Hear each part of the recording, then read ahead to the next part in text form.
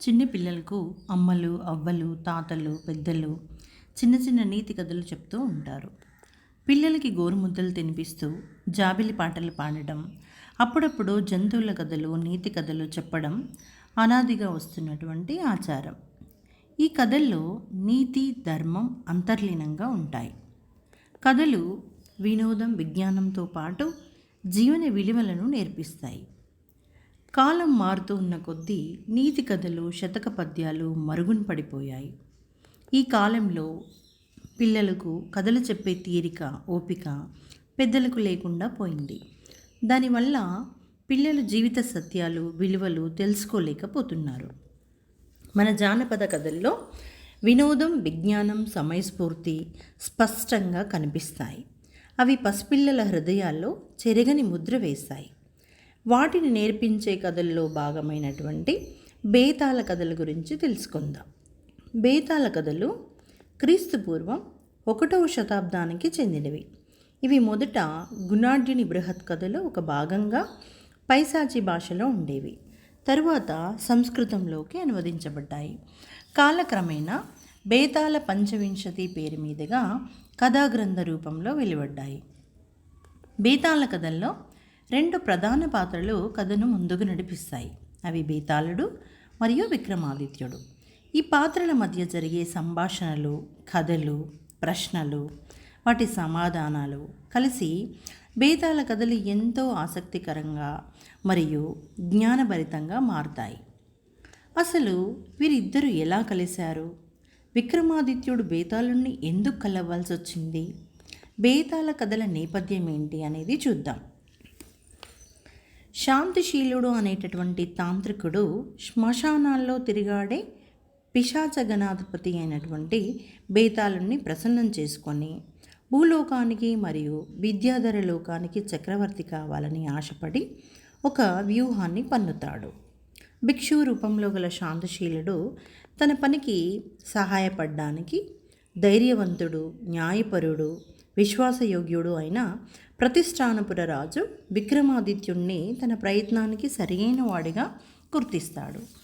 రాజుకు దగ్గరవ్వడానికి శాంతశీలుడు ప్రతిరోజు రాజుకు ఒక శంకుని కానుకగా ఇస్తాడు. ఆ శంకువులను రాజు కోశాగారంలో భద్రపరచాలని ఆజ్ఞాపిస్తాడు. ఇలా చాలా రోజులు గడుస్తాయి. కోశాగారంలో కూడా చాలా శంకువులు పోగవుతాయి. ఒకరోజు రాజు చేతి నుంచి అనుకోకుండా శంకువు జారిపడుతుంది. దాని నుంచి అమూల్యమైన రత్నాలు, వజ్రాలు బయటపడతాయి. దాంతో రాజు అప్పటి వరకు తాను భద్రపరిచిన శంకుల్ని చూడగా వాటిని నిల్వ చేసిన కోశాగారంలో వాటి స్థానంలో రత్నాల రాశి పోగుపడినట్లు గుర్తిస్తాడు.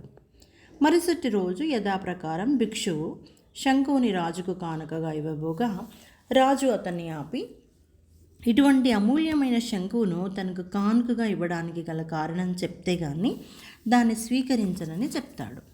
అప్పుడు ఆ భిక్షువు ఒక మంచి పని కోసం తనకు ఒక వీరుని సహాయం అవసరమని, విక్రమాదిత్యుని వంటి మహావీరుని నుంచి తాను సాయం ఆశిస్తున్నానని రాజుకు చెప్తాడు.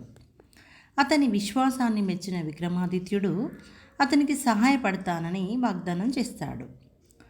తాంత్రికుడైనటువంటి శాంతిశీలుడు రాజుతో అర్ధరాత్రి శ్మశానంలో ఒక మర్రి చెట్టు మీద గల మగ మనిషి శవాన్ని తీసుకురావాలని, అందులోనే బేతాళుడు ఉంటాడని చెప్తాడు. అతన్ని తీసుకుని వస్తే దాని ద్వారా తన లక్ష్యం సిద్ధిస్తుందని చెప్తాడు. ఇలా బేతాళుని తెచ్చే క్రమంలో ఎట్టి పరిస్థితుల్లోనూ మాట్లాడకూడదని, మౌనం పాటించాలని రాజుకు చెప్తాడు.